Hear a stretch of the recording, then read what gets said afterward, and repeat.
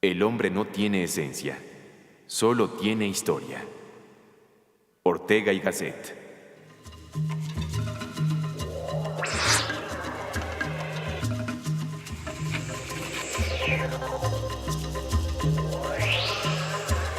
Hola, ¿qué tal? Muy buenos días. Qué gusto que nos acompañen en esta segunda emisión del teleseminario Podemos con la Historia.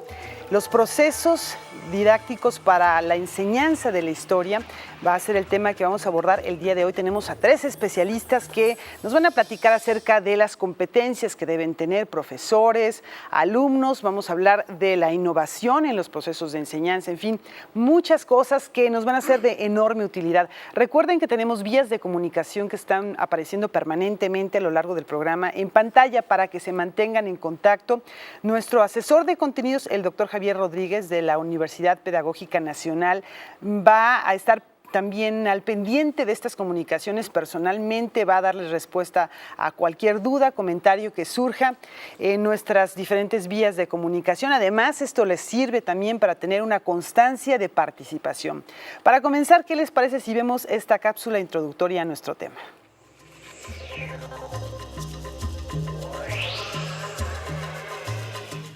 Depende del manejo didáctico y de la aplicación metodológica que se haga de los rastros del pasado. La historia por sí misma carece del elemento pragmático del cual gozan otras materias escolares. La finalidad de la enseñanza de la historia, en un nivel básico, puede estar dirigida a crear o a enriquecer una identidad nacional a través de los diversos valores patrios. La memoria juega un papel fundamental en la enseñanza de la historia. Sin embargo, sin un adecuado proceso didáctico, el devenir histórico que se enseña en el aula se convierte en una sucesión de datos estériles. Los diferentes medios al alcance de los estudiantes, como los libros de texto, los museos, los recintos históricos y los acervos audiovisuales, forman parte de las herramientas didácticas en el aprendizaje de la historia. La manera en que interactúen estos elementos y su aplicación darán la pauta de una enseñanza funcional. ¿En qué medida la didáctica de la historia se integra de manera funcional a las propuestas educativas que se llevan a cabo en las aulas?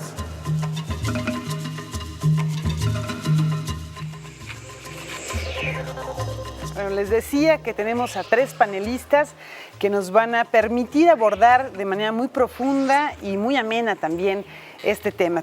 Me da mucho gusto presentarles a Julia Salazar Sotelo, maestra en Historia por la UNAM, responsable de Enseñanza de la Historia y Uso de Tecnología Educativa de la Universidad Pedagógica Nacional.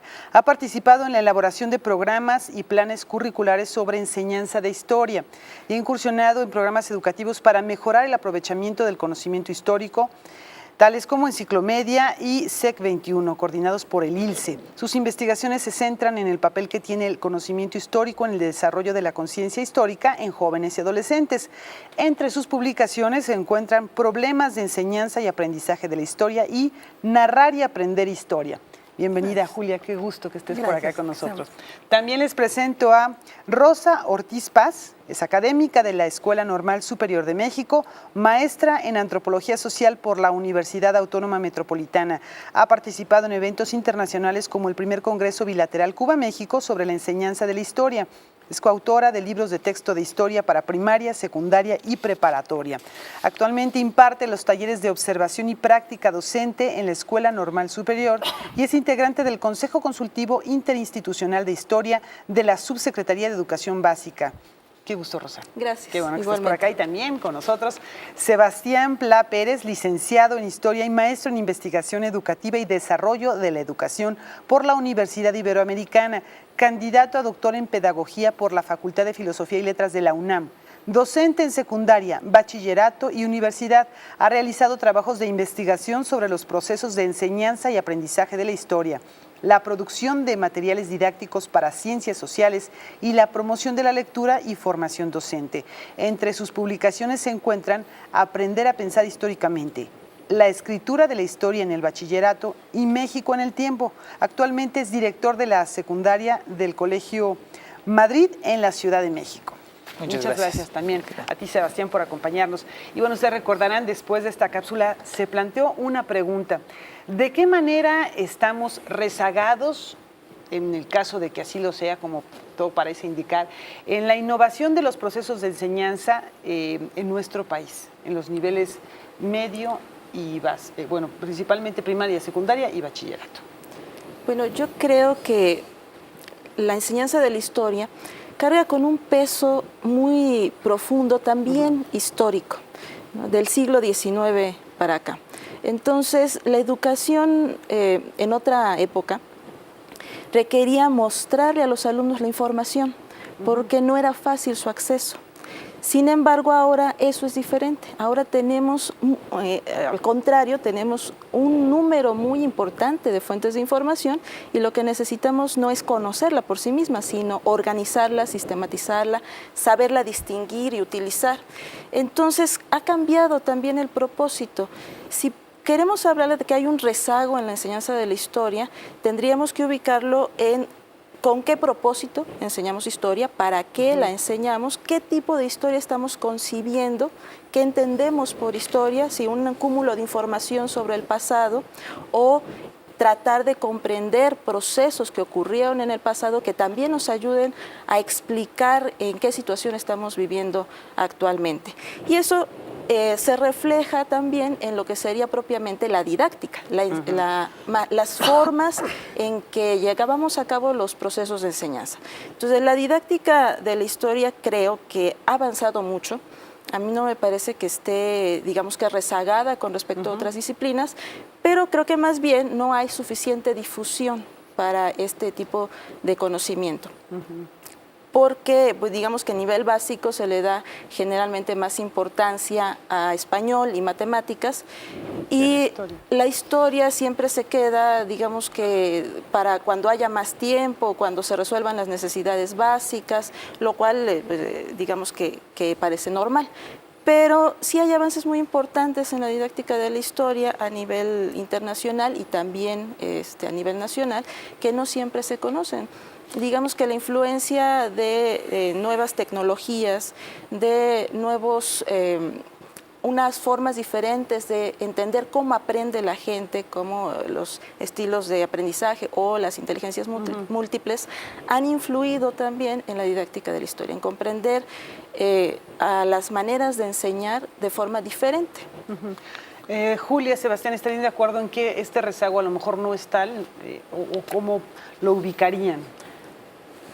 Yo más bien plantearía, un poco siguiendo la idea argumentativa de la maestra, a la historia en México y en muchos otros países se le ha despojado de su función educativa. Ha priorizado la función ideológica política.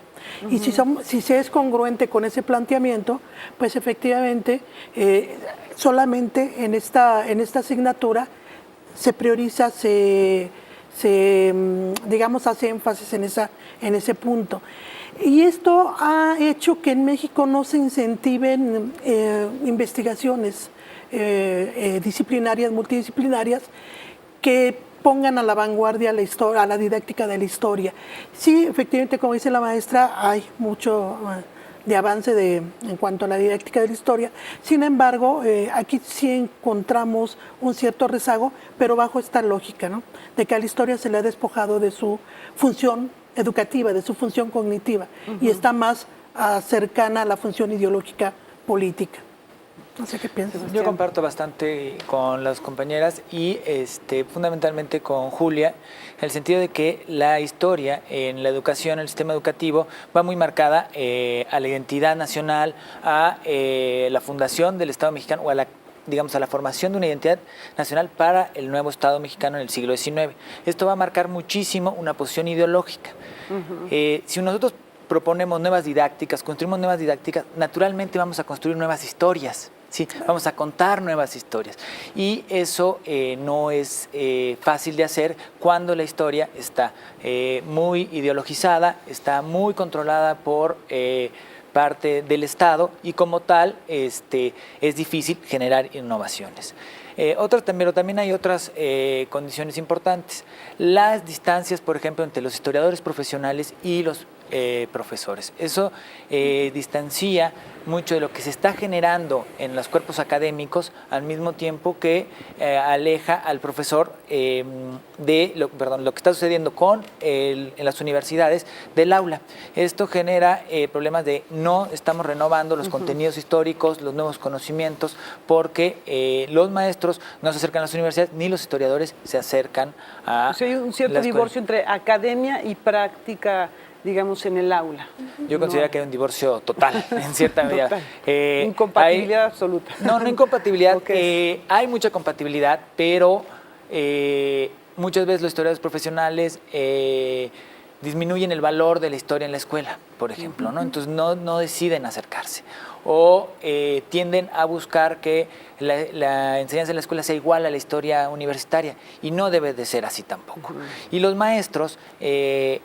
a veces no nos acercamos tanto tampoco a lo que está sucediendo en las universidades, porque no tenemos accesibles los nuevos textos, no conocemos las nuevas revistas, no conocemos las nuevas interpretaciones de la historia, ¿no? Entonces eso genera este divorcio, ¿no? Pero se puede generar en muchas disciplinas, las matemáticas, la literatura, la física, sobre todo las ciencias. Los académicos están mucho más cerca de la escuela que las humanidades, ¿no? Y eso puede ser una de las causas del rezago. Otra también, es los historiadores les cuesta, no los historiadores, digamos, la inclusión de las nuevas tecnologías con los contenidos históricos también dificulta mucho, ¿no? Como bien decía la cápsula introductoria, no es una disciplina práctica, entonces no se puede ejercitar sobre el pasado. Y esto genera también que sea difícil crear didácticas. Si hay un rezago, creo que en México se han hecho cosas importantes, falta todavía por hacer, y comparado a lo que está sucediendo en otras partes de Europa, Estados Unidos, el sudeste asiático o Sudamérica, creo que sí estamos un poco rezagados, porque estamos un poco atorados por la posición ideológica de la historia. Ahora, ¿qué tanto persiste esta tendencia al aprendizaje memorístico de fechas, de datos, de asuntos muy concretos de la historia? Esta memorización de la que pues, muchas generaciones nos hemos quejado. ¿Qué es lo que está ocurriendo actualmente? ¿Persiste? En primer lugar, tendríamos que aceptar, y dentro de la misma lógica que estábamos señalando, de que si a la historia se prioriza su función ideológica política y se está pensando el objetivo de esta asignatura que sea formar buenos ciudadanos, efectivamente la sociedad tiene que manejar una serie de información que dé esa cohesión, esa identidad. Entonces, en ese sentido, es que la función recae básicamente en la memorización. O sea, no se abre lo que es este conocimiento, porque la historia es un conocimiento donde debe de haber construcción, y el niño solamente repite, reitera y repite, teniendo regularmente una práctica, viviendo una práctica docente. Yo creo que todos nosotros la vivimos, una práctica docente donde aprendíamos nombres, fechas, batallas y sacábamos 10 en el examen, y si alguna vez llegábamos a cuestionar a algún maestro sobre algún contenido, éramos severamente regañados, ¿no? ¿Cómo es posible de que pienses de que las piedras son cualquier cosa? O sea, los alumnos estamos restringidos a memorizar. Entonces, creo que ha habido, si nosotros revisamos las reformas que ha habido en los últimos años, sí hay el intento de cambiar esta perspectiva. Sin embargo, en el aula sigue persistiendo. Y yo nada más aquí agregaría un elemento más que yo sé que es muy polémico, pero muchas veces para nosotros los docentes es más seguro trabajar sobre lo ya conocido.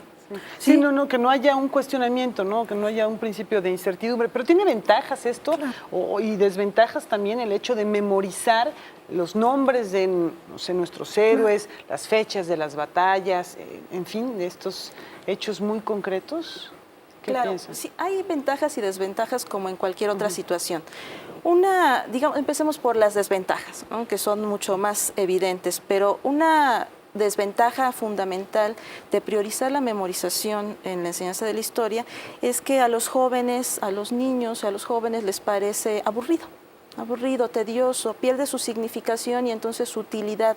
No les parece que sirva para algo y la disciplina se vuelve como, pues lo tengo que pasar, tengo que aprobar, me tengo que memorizar algo, pero al mismo tiempo está vinculado con el hecho de que resulta, tanto para maestros como para alumnos, y a lo mejor al principio les va a parecer que no, resulta más fácil memorizar que comprender.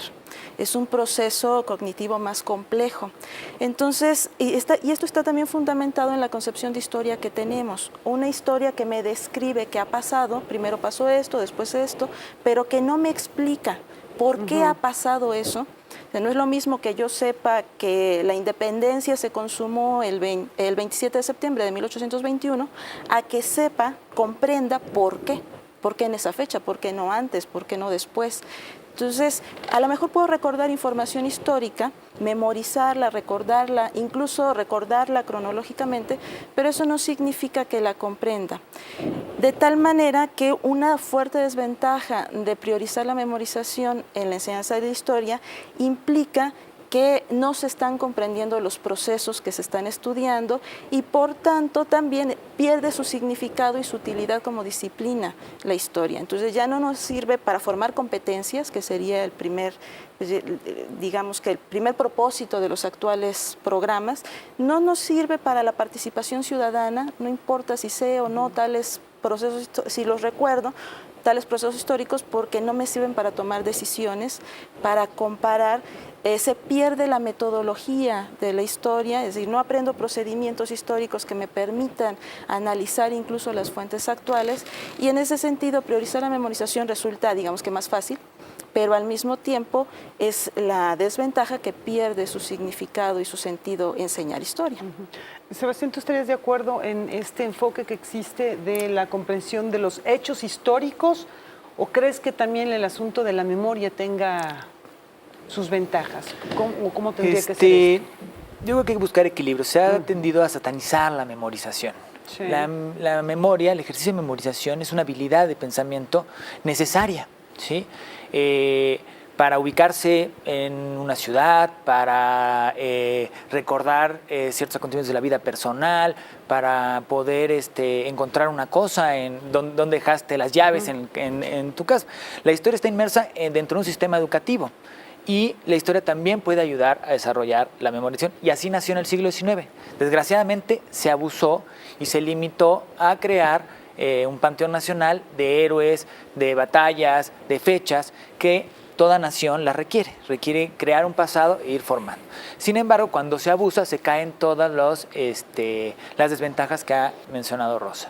Sin lugar a dudas, esto hay que matizarlo. Hay que desarrollar un poco la habilidad memorística sin abusar, sin lugar a dudas, pero poder que conozcan, los chicos tienen que conocer los acontecimientos, porque si no sabemos que pasó una revolución, no vamos a poder comprender los hechos históricos, y si no sabemos si es antes o después que la independencia, no vamos a poder acomodarnos para comprender los procesos históricos. Por supuesto, hay que desarrollar, después de desarrollar cierta habilidad de la memoria en su justa escala, hay que desarrollar la comprensión de los procesos históricos, es decir, conocer cuáles son las causas y las consecuencias, qué cambios y permanencias hay en los procesos, cuál es el papel de los sujetos históricos para actuar, cómo participan las ideologías, las religiones, los individuos, las instituciones, cómo está el contexto en el que se da ese acontecimiento histórico. Eso, y concuerdo plenamente con Rosa, es más difícil. Requiere un proceso, un trabajo por parte del maestro y del alumno de interpretación, de desarrollo de habilidades conceptuales que se tienen que ir desarrollando poco a poco, pero que cuestan más. Entonces se tiende a caer en la tradición, en lo conocido, que es la enseñanza de las fechas y datos. Como la tierra firme en la que puede estar el profesor y que no tiene ahí problema. Julia, hace un rato decía una expresión, Sebastián, otras historias. Habría que contar otras historias y no solamente estos grandes acontecimientos militares, políticos, económicos que muchas veces son los que priman en la educación histórica? Por supuesto, si nosotros pensamos que la historia